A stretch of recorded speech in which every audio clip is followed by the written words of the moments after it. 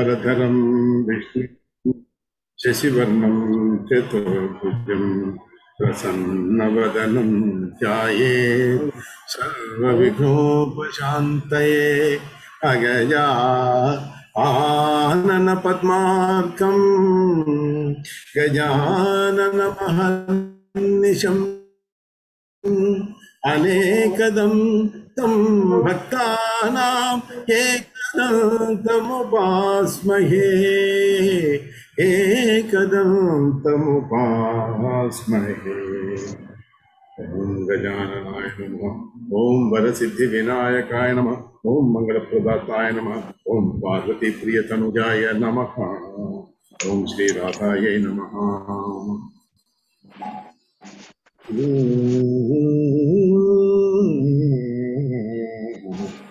నిన్న మనం కబంధుడి యొక్క చేతులు రామలక్ష్మణుడు ఖండించేశారు. అక్కడి దాకా మనం చెప్పు. ఆయన అడిగాడు కబంధుడు, ఇదేమిటి నువ్వు నా చేతులను ఖండించావు, నువ్వు అసలు నువ్వు ఎలా వచ్చి నన్ను ఖండించగలిగావు, నువ్వు ఎవరు, నన్ను నా చేతులు ఖండించగలిగింది ఎవరో నాకు తెలుసు, కానీ నువ్వెవరు అని అడుగుతుంటే అప్పుడు రాముడు చెప్పాడు, నేను మహారాజు అయినటువంటి అయోధ్యాపతి అయినటువంటి దశరథ మహారాజుకి కొడుకుని, ఈ నా పక్కన ఉన్నవాడు వీడు నా తమ్ముడు లక్ష్మణుడు, నా భార్య త్రిలోక సుందరి అయినటువంటి సీతాదేవి జనకుడి యొక్క కుమార్తె. ఆవిడ్ని మేము బయటికి వెళ్ళినప్పుడు ఒక రాక్షసుడు అపహరించుకొని వెళ్ళాడు. ఆవిడ్ని వెతుక్కుంటూ మేము ఇలా వస్తుంటే నువ్వేమో నీ చేతులతో మమ్మల్ని చుట్టేస్తే మా ప్రాణరక్షణ కోసం నేను నీ యొక్క చేతులు నేను ఖండించాల్సి వచ్చింది. అయినా అసలు నువ్వెవరివి, నువ్వెందుకు ఇట్లా ఈ వికార రూపంలో ఉన్నావు అని అడిగాను.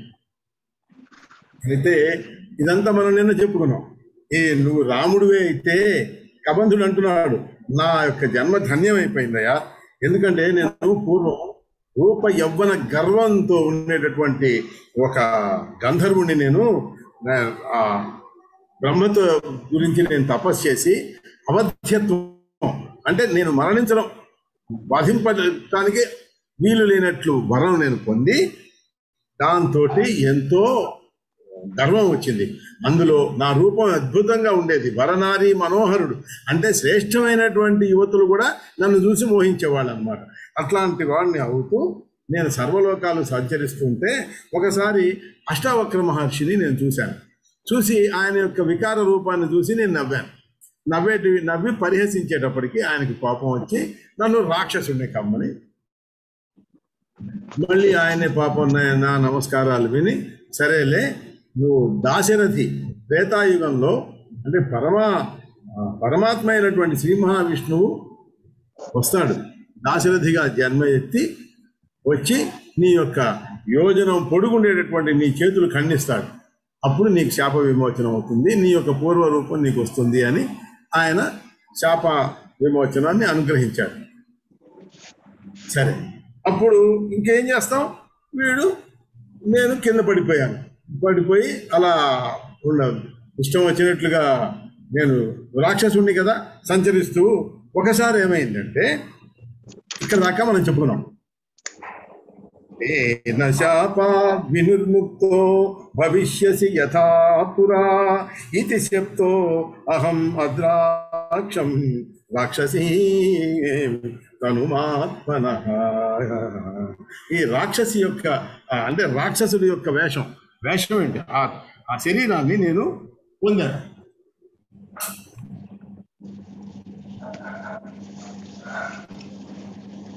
ఒకసారి ఏమైందంటే, కదాచిత్ దేవరాజాన అభ్యద్రవమహం దృశుషా సోపి వజ్రేణ మాం రామ శిరోదేశే అభ్యతాడయత్. ఒకసారిట దేవేంద్రుడు వచ్చాడు. దేవేంద్రుడు వస్తే వీడికి ఈ రాక్షసుడికి కోపం వచ్చి, రాక్షసుడు కదా వాడు ఆ కోపంతో ఆ దేవేంద్రుడి మీదకి పరిగెత్తాడు యుద్ధం చేద్దామని. పరిగెట్టేటప్పటికీ ఆ దేవేంద్రుడు వజ్రాయుధంతో ఒక్కసారి శిరస్సు మీద అలా ఒక్క మోదాడు. మోదేటప్పటికీ వాడిలా కూర్చైపోయాడు. ఒక్కసారి అవధ్యుడు కదా, చావడు. కాబట్టి ఏమైపోయింది మొత్తం, తదా శిరోగతం కుక్షిం, ఈ శిరస్సు ఈ కుక్షిలోకి వెళ్ళిపోయింది, పొట్టలోకి. పాదౌ చ రఘునందన, నా పాదాలతో సహా మొత్తం నా పొట్టలోకి వెళ్ళిపోయింది. అంటే నా పాదాలు లేవు, ఏమీ లేవు, మొత్తం నాది, నా తలంతా ఈ వక్షస్థలంలోకి వెళ్ళిపోయింది. బ్రహ్మదత్త వరాన్ మృత్యు నా భూమే వజ్రతాడనాథ్, వజ్రంతో తాడింపబడినా కూడా బ్రహ్మ ఇచ్చినటువంటి వరం వలన నేను మృత్యువు నా దగ్గరికి రాలేదు. ముఖాభావే కథం జీవేదయమిత్యమరా అమరాధిపం ఊచు సర్వే దయావిష్టా మాం విలోక్య ఆస్యవర్జితం. పాపం నోరు లేదే, వీడు ఎలా బతుకుతాడు అని దేవతలందరూ పాపం ఇతని మీద జాలి పడ్డారట. వీడికి నోరు లేదు, మరి ఆ నోరేమో లోపలికి వెళ్ళిపోయింది, ఎట్లా ఇప్పుడు ఏం చేయాలి, వీడు ఎలా బతుకుతాడు అని జాలి పడ్డారట అందరూ. అప్పుడు దేవేంద్రుడు అన్నాడు, తతో మాం ప్రాహ మఘవా జఠరేతే ముఖం భవేత్, నీ ముఖంలోనే నీ జఠరం కూడా ఉంటుంది, నీ పొట్ట కూడా ఉండుగాక. బాహూతే యోజనాయామో భవిష్యత ఇతో వ్రజ, భవిష్యత్తులో నీ యొక్క యోజనం పొడుగ్గా ఉండేటటువంటి బాహువులతోనే నువ్వు ఆహారం సంపాదించుకొని నువ్వు తింటూ ఉంటావు అని చెప్పేసి ఆయన వెళ్ళిపోయాడు. ఇత్యుక్తో అత్ర అసన్నిత్యం, అట్లా పడి ఉన్నాను అప్పటి నుంచి. బాహుభ్యాం వనగోచరాన్, వాడికి కళ్ళు లేవు, ఏమీ లేవు, అలా చేతులతో ఇలా వెతుకుతూ ఉంటాడు. ఆ చేతుల దగ్గరికి ఏది వస్తే దాన్ని పట్టుకొని తింటూ ఉంటాను అనమాట. అట్లా తింటూ ఉంటాను. భక్షయామి అసునా బాహు ఖండితే ఖండితం మే త్వయా అనఘా, అట్లా ఉంటున్నటువంటి నా యొక్క బాహువుల్ని నువ్వు ఖండించేశావు ఓ అనఘా, ఓ పాపరహితుడా. ఇంకా నేను చావాలి కదా, కాబట్టి నువ్వేం చేయాలంటే ఇతః పరం ఆం శ్వభాస్యే నిక్షిపాగ్ని ఇంధనావృతే, ఒక పెద్ద గొయ్యి తీ. శ్వభ్ర అంటే పెద్ద గొయ్యి, పాతాళం లాంటిది, ఒక గొయ్యి తీసి దాంట్లో నన్ను పడేసేయి, నా శరీరాన్ని పడేసి. అగ్నినా దహ్యమానో అహం త్వయా రఘుకులోత్తమా, అయ్యా నన్ను ఆ గోతిలో పడేసి అగ్ని సంస్కారం చేసే, అట్లాగే నేను చస్తాను, లేకపోతే నాకు చావు లేదు. అది అట్లా. అప్పుడు అలా జరిగితే అప్పుడు మరి అష్టావక్రుడు శాప విమోచన చెప్పాడు కదా, నీ తొలినాటి రూపం నీకు మళ్ళీ వచ్చేస్తుంది అని. నువ్వు అలా చేస్తే నీ యొక్క భార్య లభించేటటువంటి విధానం కూడా నేను నీకు చెప్తాను. పూర్వరూపం అనుప్రాప్య భార్యా మార్గం వదామితే ఇత్యుక్తే లక్ష్మణేనాశు శుభ్రం నిర్మాయ తత్తం. కాబట్టి అతని కోసం లక్ష్మణునికి చెప్పి ఒక పెద్ద గొయ్యి తీయించాడు రాముడు. అతన్ని పూడ్చిపెట్టారు, దాంట్లో పడేశాడు. అగ్ని ఈ కట్టెలు అవన్నీ వేసి అగ్ని ముట్టించేసేటప్పటికి నిక్షిప్య ప్రాదహత్కాష్ఠై, కాష్టములతోటి దహింపజేసి తతో దేహాత్ సముత్థిత, అట్లా అవుతుంటే ఆ దేహంలోంచి సముత్థిత పైకి వచ్చింది. ఏమిటి? కందర్ప సదృశాకార, మన్మధుడి లాంటి రూపంతో ఉండేటటువంటి వాడు, సర్వాభరణ భూషితుడైనటువంటి వాడు పైకి వచ్చాడు. రామం ప్రదక్షిణం కృత్వా సాష్టాంగం ప్రణిపత్య చ, ఆ రాముడికి సాష్టాంగ నమస్కారం చేసి కృతాంజలిరువాచేదం భక్తి గద్గదయా గిరా, భక్తితోటి తన యొక్క కంఠం గద్గదం అయిపోయి ఆ కబంధుడు తను ఆ రాముడికి ప్రదక్షిణం చేసి చెప్తున్నాడు. కృతాంజలి చేతులు జోడించి, స్తోతుముత్సహతే మే అద్య మనోరామాతి సంభ్రమాత్ త్వాం అనంతమనాద్యంతం మనోవాచామగోచరం. నిన్ను స్తుతించాలని నాకెంతో కోరికగా ఉంది, అందుకని నేను నన్ను స్తుతిస్తాను. అని చెప్పి ఇంకా స్తుతించడం మొదలుపెట్టాడు. నీవు త్వాం అనంతం అనాద్యంతం ఆది అంతములు లేనివాడివి, మనోవాచామ గోచరం, మనస్సుకి నోటికి కనిపించేటువంటి గోచరించేవాడివి కాదు నువ్వు. సూక్ష్మం తే రూపం అవ్యక్తం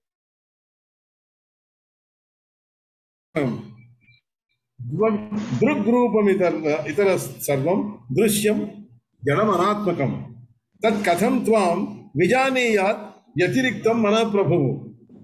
నువ్వు విరాట్ స్వరూపంలో ఉంటావో, హిరణ్య గర్భ స్వరూపంలో ఉంటావో.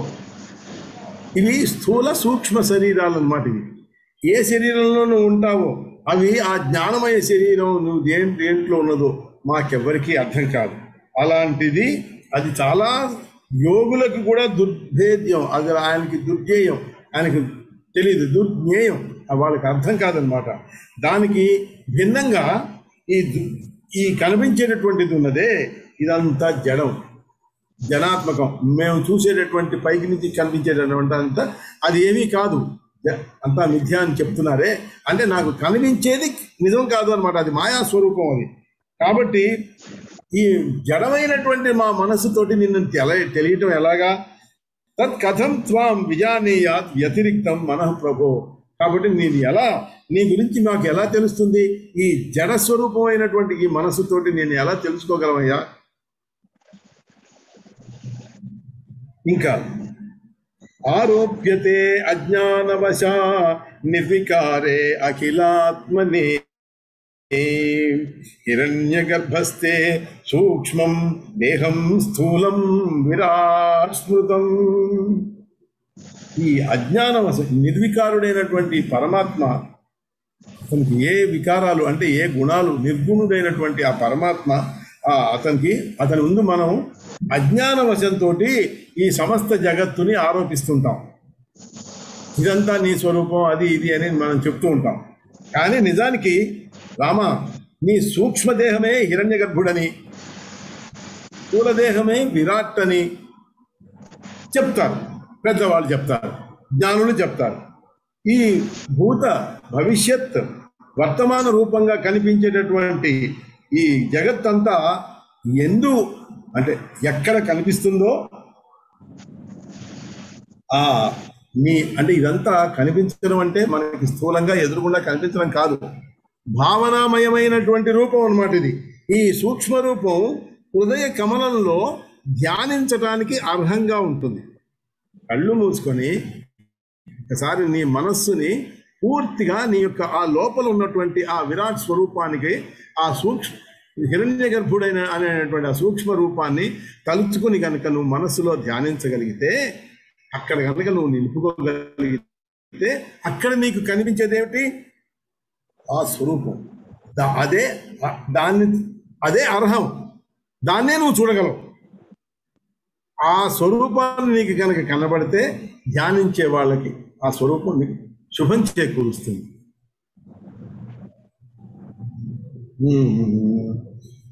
స్థూలే అండకోశే దేహే తే మహదాభివిరావృతే సప్తభిరుత్తర గుణైర్వైరాజో ధారణాశ్రయః. ఇప్పుడు ఇంతకుముందు కూడా మనం మహత్తు, అమహత్తు ఇట్లాంటివన్నీ మనం చెప్పుకున్నాం. మళ్ళీ అవి చెప్పుకుంటాం. ఇవి ఏమిటంటే ఈ అహంకారంలోంచి జన్మించినటువంటి ఈ దాంట్లోంచి పంచభూతాలు రావడం, ఈ పంచభూతాల్లోంచి త్రిగుణాలు రావటం, ఈ త్రిగుణాలలోంచి ఇలా మనం ఇవన్నీ మనం ఇంతకు ముందు కూడా 4-5 సార్లు మనం చెప్పుకున్నాం. దీనికి ఇక్కడ ఏం చెప్తున్నారంటే, ఇవన్నీ తర్వాత ఆవరణం అనేది కూడా అనే పదం కూడా మనం చెప్పుకున్నాం. వీటిలాగా ఈ బ్రహ్మాండమైనటువంటి శరీరం నందు ధారణకి ఆశ్రయం రూపం, అంటే మనం మనస్సులో పూర్తిగా తెలుసుకోవడానికి మనం ఒక్కసారి నేను మామూలు భాషలో చెప్పడానికి ప్రయత్నం చేస్తాను. మనం ఒక ఫోటో దగ్గరికి వెళ్తాం. ఆ ఫోటోలో ఏం కనిపిస్తున్నది మనకి? విరాట్ స్వరూపం. ఆయనకి ఇన్ని తలలు. మహావిష్ణువు యొక్క స్వరూపం భగవద్గీతలో కూడా విశ్వరూప సందర్శనం అంటారు. ఆ విశ్వరూప సందర్శనానికి వాళ్ళు క్యాలెండర్లలోనూ వాటిల్లోనూ వాళ్ళకి బొమ్మలు వేసి చూపించారు. ఆ బొమ్మను ఒకసారి మనం చూసుకున్నామంటే అక్కడ ఏంటి, ఆయన కళ్ళల్లోంచి సూర్యచంద్రులు, ఒక చోట నుంచి నరసింహ స్వరూపం, ఇంకో చోట నుంచి ఇంకొక రూపం, ఇలా రకరకాలైనటువంటి ఇంకొక ఆంజనేయ స్వరూపం, ఇలాంటివన్నీ విరాట్ స్వరూపం ఒకటి కనిపిస్తుంది. మనం చూస్తాం.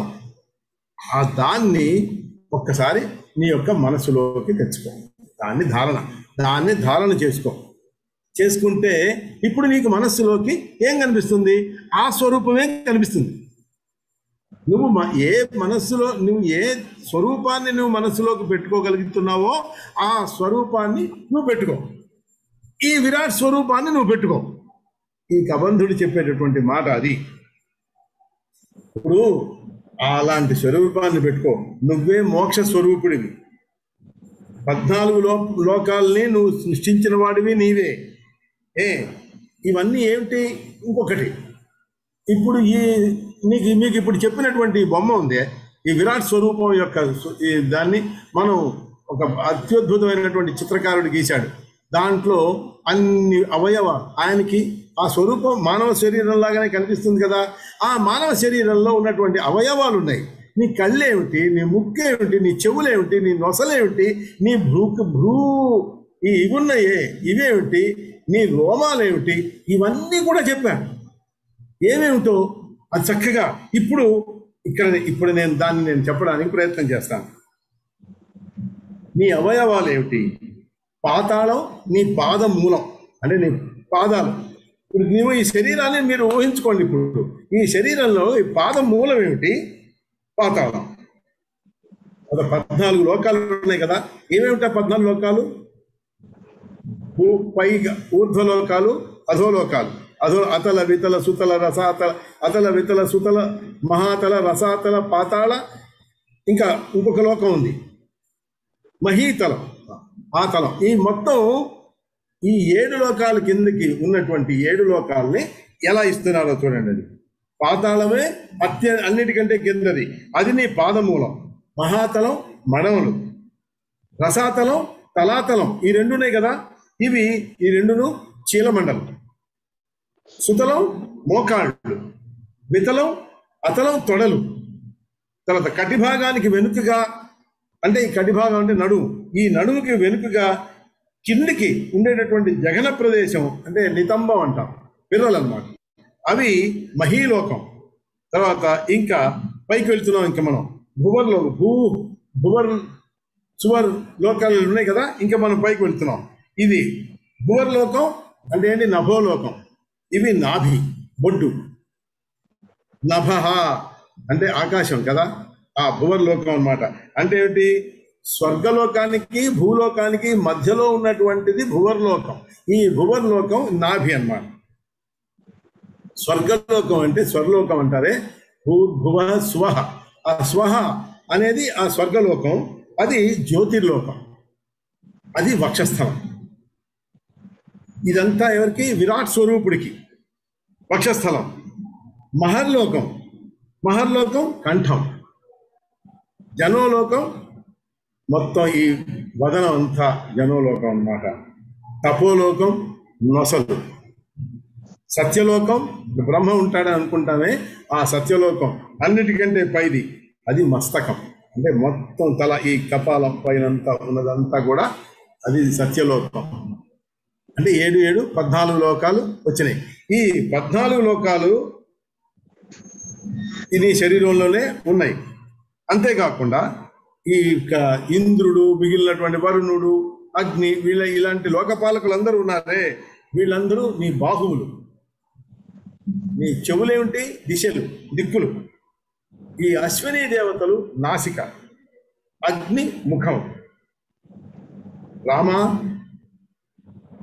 కబంధుడు చెప్తున్నాడు, ఓ రామ, సూర్యుడు నీ నేత్రాలు, చంద్రుడు నీ మనసు, కాలం ఈ భూ భంగిమ, ఇలా అంటున్నామే, అది కాలం.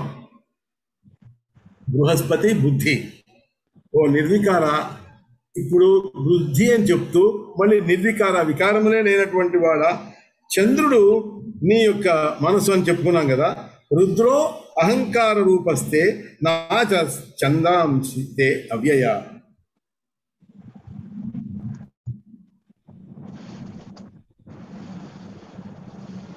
రుద్రుడు నీ యొక్క అహంకారం, వేదములే నీ వాణి, యముడు నీ కోరలు దంష్ట్రలు అన్నమాట, నక్షత్ర గణాలు అవి దంతాలు. ఈ అందరినీ మోహింపజేస్తున్నదే ఆ మాయ, అదే హాస్యము. నీ మొత్తం వదనం అదే. హాస్యం అన్నారు, హాస్యం అన్నారు. ఈ సృష్టి ఇదంతా నీ కటాక్షం వల్లనే జరిగిందే. ఈ సృష్టి అంతా ధర్మం నీ యొక్క ముందు భాగం, అధర్మం నీ యొక్క వెనక భాగం. ఓ రఘు నందన, రఘుకులంలో ఉత్తముడైనటువంటి వాడా, నిమిషోన్మేషణే రాత్రిర్దివా చైవ రఘుత్తమ సముద్రా సప్తతే కుక్షిర్నాడ్యో నద్యస్తవ ప్రభో. ఈ నిమేష ఉన్మేషాలు అంటే కనురెప్పలు ఆర్పడం, పైకెత్తడం, అవి దేవతల్ని అనిమిషులు అన్నారు. అంటే రెప్పలు ఆర్పకుండా ఉండేవాళ్ళు అని. అందువల్ల అన్నమాట. ఇది రేయి పవలు ఏమిటి? నీ నిమేషములు, ఉన్మేషము. సప్త సముద్రాలు నీ యొక్క కుక్షి, నదులు నాడులు నీ యొక్క. ఇప్పుడు మన శరీరంలో ఉన్నవన్నీ భాగాలన్నింటినీ కూడా ఈయన వర్ణిస్తున్నాడు. ఆ విరాట్ స్వరూపంలో ఉండేటటువంటి అక్కడి నుంచి వచ్చినవే మన శరీరం. అలాగే మన శరీరం కూడా తయారయ్యింది అని అర్థం.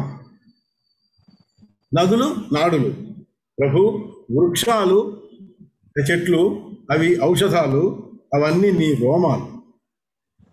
ఇక వృష్టి నీ వీర్యం, జ్ఞానశక్తి నీ మహిమ. నీ యొక్క స్థూల శరీరం ఇదే.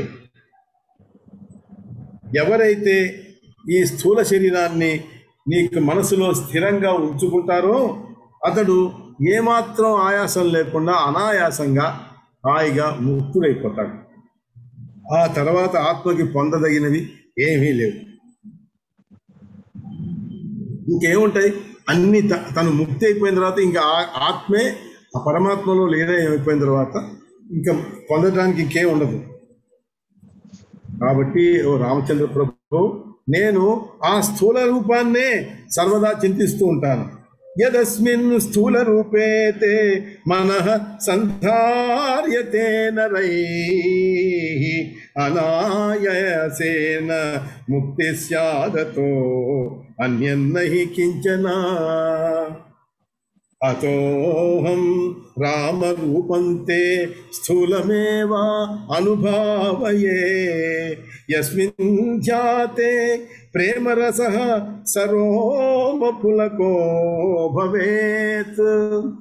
అవి అది ఎప్పుడైతే నీ యొక్క స్థూల రూపాన్ని నేను సర్వదా మనస్సులో నేను చింతిస్తూ ఉన్నానో ఆ ధ్యానం వల్ల నా మనస్సు పులకించిపోతుంది, నా శరీరం పులకించిపోతుంది. నా ఇక్కడ ఉన్నటువంటి రోమాలన్నీ ఒక్కసారిగా అవి పులకలెత్తిపోతాయి. పులకించపోవడం అంటే ఈ పులకలెత్తిపోవడం, లోపం మనసులో అనురాగ రసం ఉద్భవిస్తుంది.